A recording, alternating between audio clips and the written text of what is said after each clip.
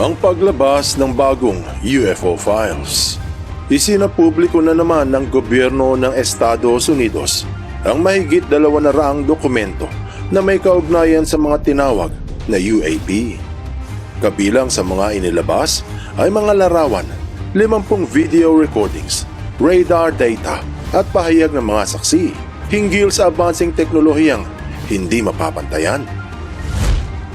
Siguradong magugulat ka sa malalaman mo na may UAP na nagmaniobra sa ere na sobrang bilis, hindi ito kayang habulin ng pinakamakabagong jet fighter ng Amerika. Mayroong mga naniniwala at marami din namang naghihinala.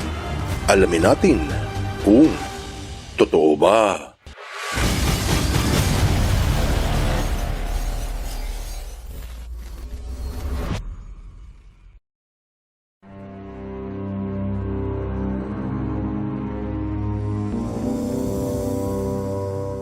Pagsapit ng buwan ng Mayo taong 2026, inilabas ng pamahalaan ng Estados Unidos ang unang batch ng classified na UFO files.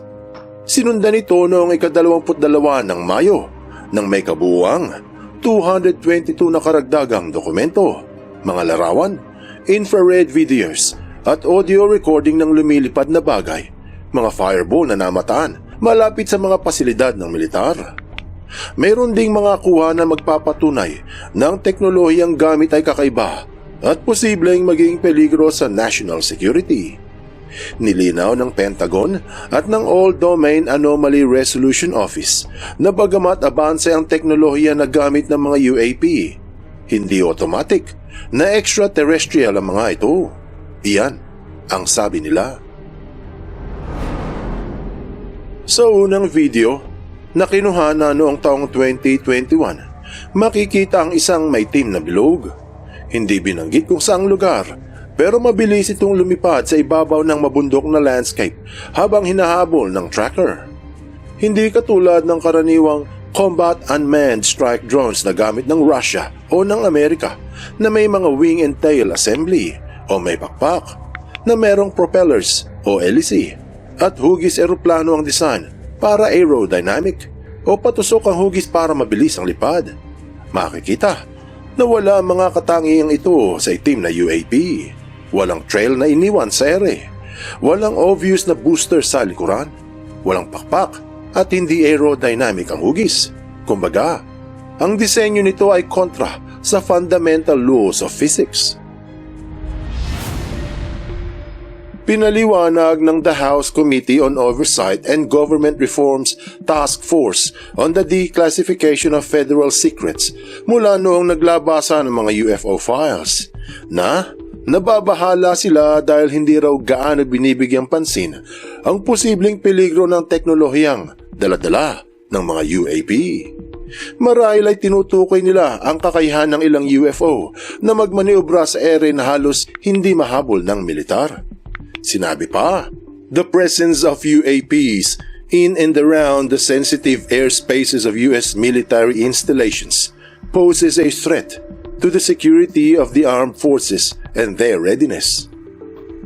Nakakapasok nga naman ang mga ito sa airspace ng militar na hindi namamalayan. Kaya kung ito ay mula sa mga kalabang bansa, dapat silang mabahala. Sa pangalawang video, mapapansin na kinuhanan ito ng US Navy gamit ang infrared sensor.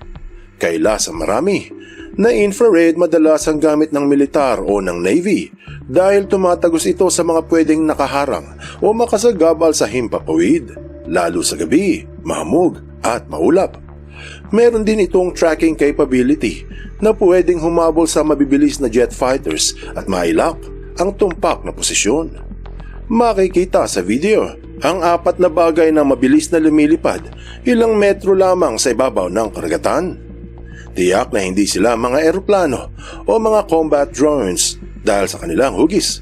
Medyo triangulo na nakatayo, parang mga pyramids. Makikita na yung 3 sa hulihan ay halos magkakadikit. Tila magbabanggaan na sa ere, pero hindi. Ayon sa mga dalubhasa, isa itong precise combat formation. Gaya noong unang video, ang apat na mga Pyramid UAPs ay hindi katulad ng mga drones o kahit ng mga jet fighters na gamit ng mga taga-kanluran. Wala silang iniiwang trail sa ere, walang booster sa likuran, walang mga pakpak at hindi aerodynamic ang hugis. Bukod yan, mapapansin na tila mababa ang kanilang paglipad. Mahirap ma-detect ng radar kapag mababa ang lipad, lalo pa sa karagatan, na madalas nagiging sagabal sa sensor ang mga alon ng tubig. Kaya nasabing ang dikit-dikit na formation ay sinadya. Tila alam ng mga UAP kung paano sila iiwas sa detection. Sa makatuwid, nahihirapan ang sensor na ma-lock in ang apat. Patuloy itong inahabol ng ilang minuto hanggang sa makawala. Hindi nila alam kung saan patungo ang mga nakitang Pyramid UAP. Sa pangatlong video, nakuha noong taong 2024, isang surveillance system na nagtatrack ng eroplano ang biglang binulaga ng isang bagay. Mabilis nitong iniwan ng eroplano sa ibabaw ng makakapal na ulap habang sinusubaybayan sa isang routine aerial observation and monitoring.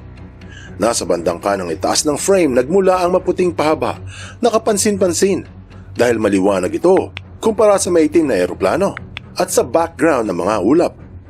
Ilang segundo lamang ito sa frame dahil sa sobrang bilis.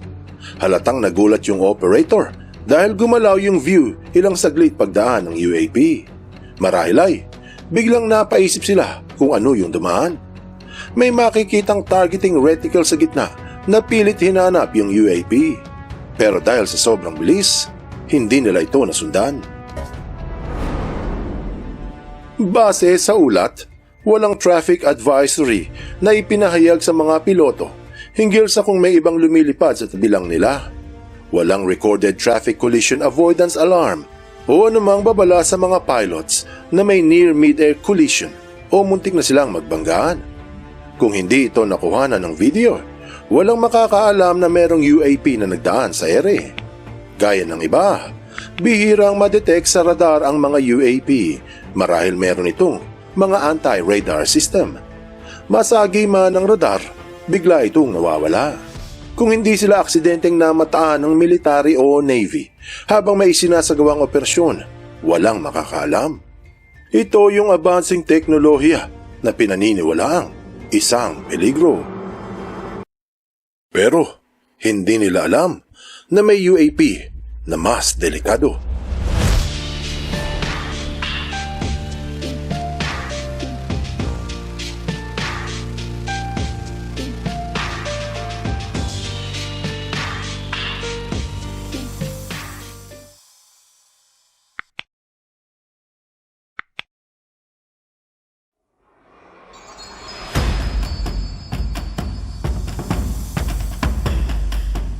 Sa pang-apat na video na nakuha noong 2022, mapapansin ng isang submarine na nakasurfaced sa karagatan. Sa bandang kaliwa nito ay may isang maliit na maputi na biglang sumulpot ng basta-basta. Nakuha na nito ng sensor at sinundan. Paglipas lang ng ilang segundo ay may lumabas pang isa mula sa ibaba. Hindi na nahabol ng sensor yung una dahil sa sobrang bilis nito, pero nasundan yung pangalawa. Nagulat ang mga dalubhasa nang lumabas ang video dahil kahit sobrang bilis ng UAP ay kaya nitong magpaliko-liko sa ere. Hindi lamang dahil sa galaw ng kamera kaya mukhang paliko-liko. Makikita sa tubig na talagang mabilis itong nagbabago ng direksyon na para bang umiiwas sa tracking. Sinundan nila ito pero nakawala sa huli. Sa huling video talagang nabighani ang mga eksperto sa kanilang nakita. Ang 5 minutong video ang naging sentro ng bagong UFO file released. Ito ang pinakamatigas na patunay na may advancing teknolohiya ang mga UAP na hindi mapapantayan. Kinuha ito mula sa military sensor sa bansang Syria noong taong 2021. Nakita ito sa infrared at sinubukang i-lock in. Makikita na bago mahuli yung UAP, lumiliit yung numero ng tracking hanggang sa tuluyan itong ma-locked in. Isang bright sphere na lumilipad pa kanan na pilit na hinahabol ng tracker. Sa unang tingin, parang katulad din ito ng ibang UAP. tuloy-tuloy at maayos ang lipad na walang nakikitang pakpak, usok o ilaw na karaniwan sa ordinaryong eroplano, sa drone o kahit sa jet fighter. Hanggang sa ito ay may ginawa na hindi ka panipaniwala. Kailasa marami na ang video ay 3 buwan ang pinag-aaralan ng mga dalubhasa mula sa iba't ibang universidad.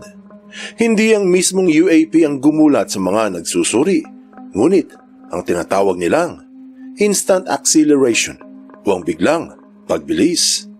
Makikita muna na dahan-dahan tumataas ang paglipad ng UAP at ang sumunod na ginawa nito ang pruweba na malayo ang agwat ng teknolohiya kumpara sa karaniwang gamit ng militar ng mga taga-kanluran. Ito yung punto na biglang kumambyo ang UAP. Hindi dahan-dahan, hindi gradual o hindi hinay-hinay, ngunit biglaan. Hindi ito kumuha ng buwelo o hindi rin naghintay. Kumbaga sa runner, wala nang ready set, diretso na sa go. Para bagang nag-time warp ito at pumasok sa isang wormhole.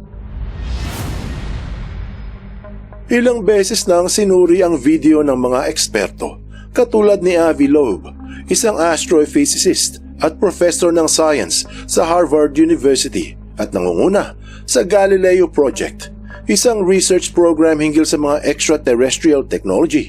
At ito ang sabi niya.